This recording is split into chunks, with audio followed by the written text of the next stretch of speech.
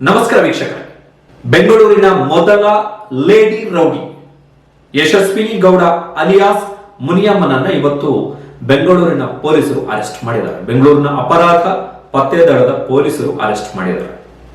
ಕಳೆದ ವರ್ಷದ ಆಗಸ್ಟ್ 26ನೇ ತಾರೀಕು ಮಹಾಲಕ್ಷ್ಮಿ ಲೇಔಟ್ನಲ್ಲಿ ರಿಯಲ್ ಎಸ್ಟೇಟ್ ವ್ಯವಹಾರಕ್ಕೆ ಸಂಬಂಧಪಟ್ಟ ಹಾಗೆ ಮನೋಜ್ ಕುಮಾರ್ ಎಂಬಾತನನ್ನ ಕಿಡ್ನಾಪ್ ಮಾಡಲಾಗಿತ್ತು. ಆ ಕೇಸ್ನಲ್ಲಿ ಈಕೆಯ ಪಾಲಿದೆ, ಈಕೆಯ ಪಾತ್ರ ಇದೆ ಅಂತ ಹೇಳಿ ಗೊತ್ತಾದ ಹಿನ್ನೆಲೆಯಲ್ಲಿ ಸಿಸಿಬಿ ಪೊಲೀಸರು ಈಕೆಯನ್ನ ಕೋಕಾ ಕಾಯ್ದೆಯ ಅಡಿಯಲ್ಲಿ, ಕೋಕಾ ಕಾಯ್ದೆ ಅಂತ ಹೇಳಿದ್ರೆ ಕರ್ನಾಟಕ ಸಂಘಟಿತ ಅಪರಾಧಗಳ ನಿಯಂತ್ರಣ ಕಾಯ್ದೆಯ ಅಡಿಯಲ್ಲಿ ಯಶಸ್ವಿನಿ ಗೌಡ ಅಲಿಯಾಸ್ ಮುನಿಯಮ್ಮ, ಬೆಂಗಳೂರಿನ ಮೊದಲ lady rowdy Yashaswini Gowda alias ಮುನಿಯಮ್ಮನನ್ನ ಇವತ್ತು ಸಿಸಿಬಿ ಪೊಲೀಸರು ಅರೆಸ್ಟ್ ಮಾಡಿದ್ದಾರೆ. ನೋಡಿ, ಈಕೆ ಮೂಲತಃ ಕನಕಪುರದವರು, ಈಕೆಯ ಗಂಡ ಕೂಡ ಕನಕಪುರದವರು. ಇವರು ಬೆಂಗಳೂರಿನ ಸುಬ್ರಹ್ಮಣ್ಯ ನಗರ ಠಾಣಾ ವ್ಯಾಪ್ತಿಯಲ್ಲಿದ್ದಂಥವ್ರು. ಈ ಗಂಡ ಹೆಂಡತಿ ಯಶಸ್ವಿನಿ ಗೌಡ ಮತ್ತು ಆಕೆಯ ಗಂಡ ಆರಂಭದಲ್ಲಿ ಚೈನ್ ಸ್ನ್ಯಾಚಿಂಗ್ ಮತ್ತೆ ರಾಬರಿ ಮಾಡ್ಕೊಂಡಿದ್ದಂಥವ್ರು, ಅಪರಾಧ ಕೃತ್ಯಗಳಲ್ಲಿ ತೊಡಗಿಸಿಕೊಂಡಿದ್ರು.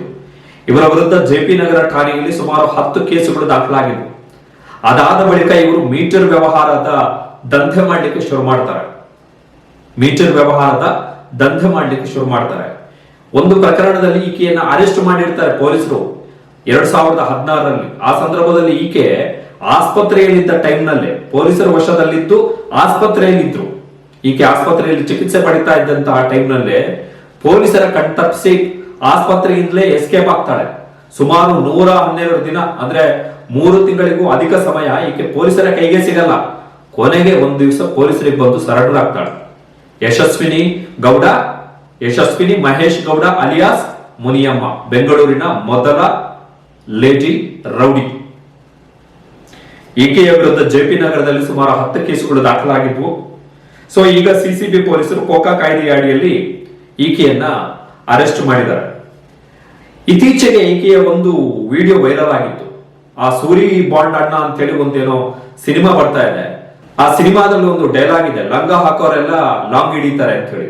ಅದಕ್ಕೆ ಸಂಬಂಧಪಟ್ಟ ಹಾಗೆ ಆ ಸೂರಿ ಬಾಂಡ್ ಸಿನಿಮಾದ ಹೀರೋನನ್ನ ಈಕೆ ಥಾರ್ ಜೀಪ್ ನಲ್ಲಿ ಬಂದು ತರಾಟೆಗೆ ತೆಗೆದುಕೊಳ್ಳುವಂತ ಒಂದು ವಿಡಿಯೋ ಇದೆ.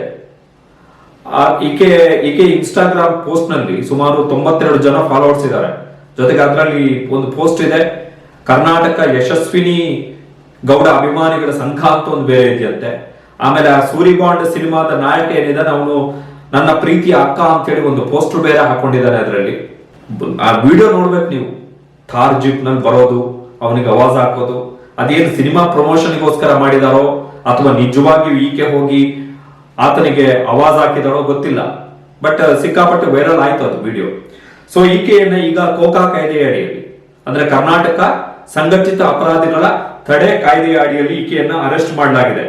ಬಸವನಗುಡಿ ಪೊಲೀಸ್ ಠಾಣೆಯ ಮಾಜಿ ರೌಡಿ ಶೀಟರ್ ಸಿಸಿಬಿ ಪೊಲೀಸರಿಗೆ ಕೊಟ್ಟಿರತಕ್ಕಂತ ಮಾಹಿತಿಗಳ ಪ್ರಕಾರ ಈಕೆಯ ವಿರುದ್ಧ ಸುಮಾರು 8 ರಿಂದ 10 ಕೇಸುಗಳು ಬೇರೆ ಬೇರೆ ಠಾಣೆಗಳಲ್ಲಿರುವಂತದ್ದು. ಕರ್ನಾಟಕ ಸಂಘಟಿತ ಅಪರಾಧಿಗಳ ತಡೆ ಕಾಯ್ದೆ ಅಥವಾ ಕೋಕಾ ಕಾಯ್ದೆ ಅಡಿಯಲ್ಲಿ ಏನು ಅಂತ ಹೇಳಿದ್ರೆ 10 ವರ್ಷಗಳ ಒಳಗೆ ಯಾವ್ದಾದ್ರು ಚಾರ್ಜ್ ಶೀಟ್ ಆಗಿರ್ತಕ್ಕಂತಹ ಪ್ರಕರಣಗಳ ರೀತಿಯದ್ದು ಯಾವ್ದಾದ್ರು ಕೃತ್ಯವನ್ನ ರಿಪೀಟ್ ಮಾಡಿದ್ರೆ ಅಂತಹ ಸಂದರ್ಭದಲ್ಲಿ ಪೊಲೀಸರಿಗೆ ಬಂಧಿಸ್ಲಿಕ್ಕೆ ಅವಕಾಶ ಇದೆ. ಕೋಕಾ ಕಾಯ್ದೆ ಅಡಿ ಬಂಧನ ಮಾಡ್ಲಿಕ್ಕೆ ಅವಕಾಶ ಇದೆ. ಕೋಕಾ ಕಾಯ್ದೆ ಅಡಿಯಲ್ಲಿ ಬಂಧನ ಆಗ್ಬಿಟ್ರೆ ಬೇಲ್ ಸಿಗಲ್ಲ ಸುಲಭದಲ್ಲಿ. ಈಗ ರಣ್ಯಾ ರಾವ್ ಗೋಲ್ಡ್ ಸ್ಮಗ್ಲಿಂಗ್ ಕೇಸಲ್ಲಿ ಜೈಲಿಗೆ ಹೋಗಿದ್ದಾರೆ. ಆಕೆಯ ವಿರುದ್ಧವೂ ಕೂಡ ಕೋಕಾ ಕಾಯ್ದೆ ಅಡಿಯಲ್ಲೇ ಕೇಸ್ ದಾಖಲಾಗಿರುವಂತದ್ದು. ಕೋಕಾ ಕಾಯ್ದೆ ಹಾಕಿದ್ದಾರೆ ಆಕೆಯ ಮೇಲೆ, ಬೇಲ್ ಸಿಗಲ್ಲ ಸುಲಭದಲ್ಲಿ. ಯಾಕಂತ ಹೇಳಿದ್ರೆ ಇವರು ರಿಪೀಟೆಡ್ ಅಫೆಂಡರ್ಸ್ ಅಂತ. ಜೊತೆಗೆ ಬೇರೆ ಬೇರೆ ಗುಂಪುಗಳ ಜೊತೆಗೆ ಸೇರ್ಕೊಂಡು ಅಥವಾ ತಾವೇ ಒಬ್ರೆ ಬೇರೆ ಬೇರೆ ಕೃತ್ಯಗಳಲ್ಲಿ ರಿಪೀಟೆಡ್ ಕ್ರೈಮ್ಸ್ ಮಾಡ್ತಾ ಇದ್ದಾರೆ. ಅಫೆಂಡರ್ಸ್ಗಳು ಇವರು, ರಿಪೀಟೆಡ್ ಅಫೆಂಡರ್ಸ್ಗಳು ಅಂತೇಳಿ ಗೊತ್ತಾಗುತ್ತೆ. ಹೀಗಾಗಿ ಅವರ ಮೇಲೆ ಕೋಕಾ ಕಾಯ್ದೆಯ ಅಡಿಯಲ್ಲಿ ಕೇಸ್ ಹಾಕಿ ಅರೆಸ್ಟ್ ಮಾಡ್ತಾರೆ. ಅಂತಹ ಸಂದರ್ಭದಲ್ಲಿ ಇವರಿಗೆ ಬೇಲ್ ಸಿಗಲ್ಲ ಸುಲಭದಲ್ಲಿ. ಯಾವುದೇ ಕೋರ್ಟ್ ಇವರಿಗೆ ಬೇಲ್ ಕೊಡಲ್ಲ. ಸೊ ಜೈಲಿಗೆ ಹೋಗಿದ್ದಾರೆ. ಈಗ ಈಕೆಯನ್ನ ಅರೆಸ್ಟ್ ಮಾಡಿದ್ದಾರೆ. ಈಕೆಯನ್ನ 2018ರಲ್ಲಿ ಶ್ರೀರಾಮ ಸೇನೆಯ ಪ್ರಮೋದ್ ಮುತಾಲಿಕ್ ಅವರು ತಮ್ಮ ಮಹಿಳಾ ವಿಭಾಗದ ಮುಖ್ಯಸ್ಥಿಯನ್ನಾಗಿ ನೇಮಕ ಮಾಡಿದ್ರು, ಮಹಿಳಾ ಘಟಕದ ಮುಖ್ಯಸ್ಥೆಯನ್ನಾಗಿ. ಆಗ ಪ್ರಮೋದ್ ಮುತಾಲಿಕ್ ಕೊಟ್ಟಂತ ಸ್ಟೇಟ್ಮೆಂಟ್ ಏನು ಅಂತ ಹೇಳಿದ್ರೆ ಆಕೆಯ ಮೇಲೆ ಕೇಸುಗಳಿದಾವೆ, ಬಟ್ ಯಾವ್ದ್ರಲ್ಲೂ ಕೂಡ ಕನ್ವಿಕ್ಟ್ ಆಗಿಲ್ಲ ಎನ್ನುವಂಥದ್ದು. ಜೊತೆಗೆ ಈಕೆ ಒಂದು ಸ್ಟೇಟ್ಮೆಂಟ್ ಅನ್ನು ಕೊಟ್ಲು, ಏನು ಅಂತ ಹೇಳಿದ್ರೆ ನಾನು ಹಿಂದುತ್ವದ ಪರವಾಗಿ ಹೋರಾಟವನ್ನ ಮಾಡ್ತೀನಿ ಅಂತ ಹೇಳಿ. ಇತ್ತೀಚೆಗೆ ಅಷ್ಟೇ ವೈರಲ್ ವಿಡಿಯೋಗಳ ಮುಖಾಂತರ ಸದ್ದು ಮಾಡಿದ್ದಂತ ಈಕೆಯನ್ನೇ ಈಗ ಪೊಲೀಸರು ಎತ್ತಾಕೊಂಡು ಹೋಗಿದ್ದಾರೆ. ಕೋಕಾ ಕಾಯ್ದೆಯ ಅಡಿಯಲ್ಲಿ ಸುಲಭದಲ್ಲಿ ಬೇಲ್ ಸಿಗಲ್ಲ.